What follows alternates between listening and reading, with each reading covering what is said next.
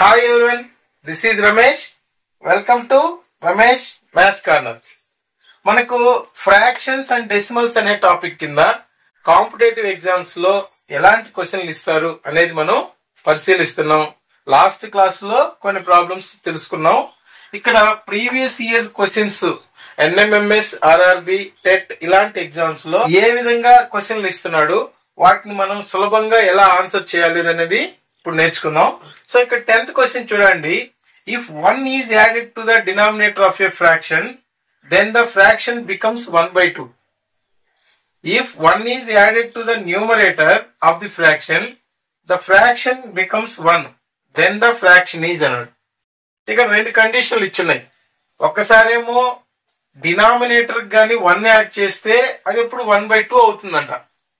Second condition లో 1 is added to the numerator గాని 1 add చేస్తే అప్పుడు ఆ ఫ్రాక్షన్ వాల్యూ 1 అయిపోతుందంట. అలాంటప్పుడు ఫ్రాక్షన్ ఎంత అని అన్నాడు.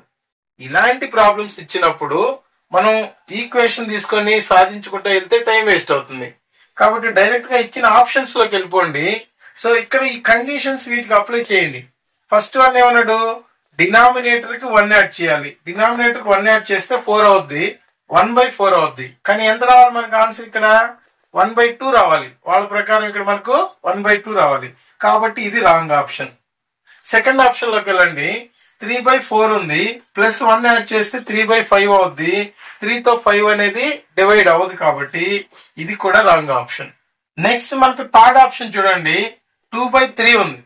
సో 3కి 1 యాడ్ చేస్తే 4 అవుతుంది, అంటే 2/4 అవుతుంది. 2 1 జార్ 2 2 జార్ 4, కాబట్టి 1/2 వచ్చింది. ఫస్ట్ కండిషన్ సాటిస్ఫై అయింది. సో సెకండ్ కండిషన్ ఏమన్నాడు, 1 is added to the numerator గాని 1 యాడ్ చేస్తే 2 + 1 3 అవుతుంది. 3/3 అంటే 1 అవుతుంది. సో ఫ్రాక్షన్ బికమ్స్ 1 అన్నాడు, కాబట్టి ఈ కండిషన్ కూడా సాటిస్ఫై అయింది. కాబట్టి ఖచ్చితంగా ఇదే ఆన్సర్ అవుతుంది.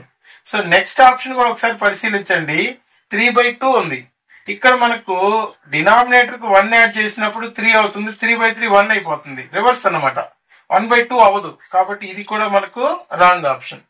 ఈ విధంగా ఎప్పుడైనా ఇలాంటి కండిషన్స్ ఇచ్చినప్పుడు సింపుల్ ఈక్వేషన్ లాగా మనం ఈక్వేషన్ తీసుకొని సాల్వ్ చేస్తే మనకు ఎక్కువ టైం అవుతుంది.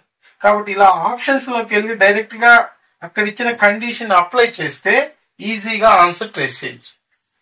నెక్స్ట్ 11th ప్రాబ్లం చూడండి. 1 + 1/x + 1 into 1 + 1/x + 2 into 1 + 1/x + 3 into 1 + 1/x + 4 equal to ఎంత అన్నాడు.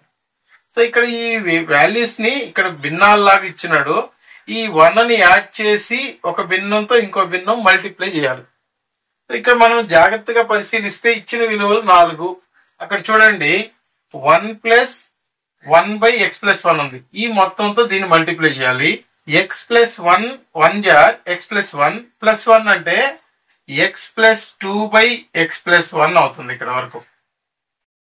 ఇంటూ ఇక్కడ చూడండి x + 2తో దీన్ని మల్టిప్లై చేస్తే x + 2 1 జార్ x + 2 + 1 అంటే x + 3/x + 2 అవుతుంది ఇక్కడ వరకు. ఇంటూ x + 3 1 జార్ x + 3 + 1 అంటే x + 4/x + 3 అవుతుంది. x + 1 జార్ x + 4 + 1 కాబట్టి x + 5/x + 4 అవుతుంది. అంటే ఇక్కడ ఉన్న డినామినేటర్ సేమ్ అదే వస్తుంది. సో ఇచ్చిన వాల్యూస్ లో చూడండి, ఇక్కడ న్యూమరేటర్ ఎంత ఉందో రెండో దాంట్లో డినామినేటర్ అంతే ఉంది. రెండో దాంట్లో న్యూమరేటర్ ఎంత ఉందో మూడో దాంట్లో డినామినేటర్ ఎంత ఉంది. కాబట్టి ఇవి క్యాన్సిల్ అయిపోతాయి. ఇవి క్యాన్సిల్ చేసుకుంటూ వస్తే మనకి చివరికి ఇక్కడ న్యూమరేటర్ x + 5 మిగిలింది, డినామినేటర్ x + 1 మిగిలింది. సో ఈ వాల్యూ మనకు ఎక్కడ ఉందో ఆప్షన్ లో చూస్తే థర్డ్ ఆప్షన్ చూడండి. థర్డ్ ఆప్షన్ కరెక్ట్ ఆన్సర్ అవుతుంది. నెక్స్ట్ 12th క్వశ్చన్ చూడండి.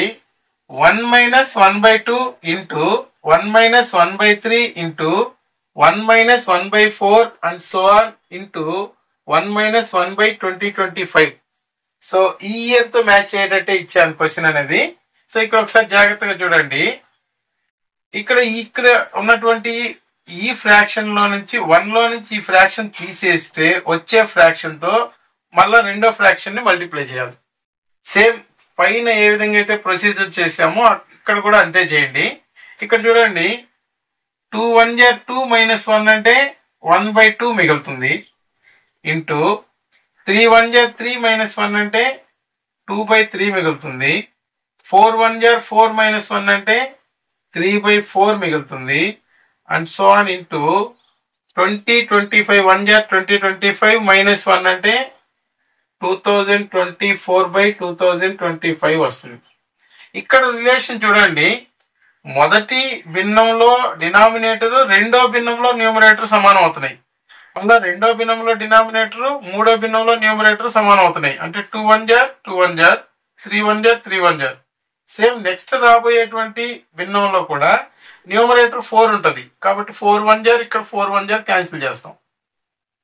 ఇలా నెక్స్ట్ చివరికి వచ్చేసరికి కూడా ఇక్కడ ఉన్నటువంటి ఈ న్యూమరేటర్ ఇక్కడ ముందు భిన్నంలో డినామినేటర్ కి సమానం అయింటది. ఇక్కడ 2024 వచ్చి ఉంటది. సో ఇవి రెండు క్యాన్సిల్ అయితే ఇక్కడ మనకు న్యూమరేటర్ లో 1 మిగిలింది, డినామినేటర్ లో 2025 మిగిలింది. కాబట్టి 1/2025 అనేది మనకి ఎక్కడుంటే అది రైట్ ఆన్సర్ అవుతుంది. సో ఇక్కడ సెకండ్ ఆప్షన్ లో ఉంది కాబట్టి సెకండ్ ఆప్షన్ ని రైట్ ఆన్సర్ గా తీసుకోవాలి. సో ఇచ్చిన క్వశ్చన్స్ కొద్దిగా చూడడానికి ఏదో మనల్ని గందరగోళానికి గురి చేసే విధంగా ఉన్నప్పటికీ జస్ట్ కొద్దిపాటి ప్రాక్టీస్ చేస్తే చాలు, సులభంగా ఆన్సర్ తీసుకురావచ్చు. సో ఇలాంటి మరికొన్ని ప్రశ్నలతో నెక్స్ట్ వీడియోలో కలుద్దాం. Thank you.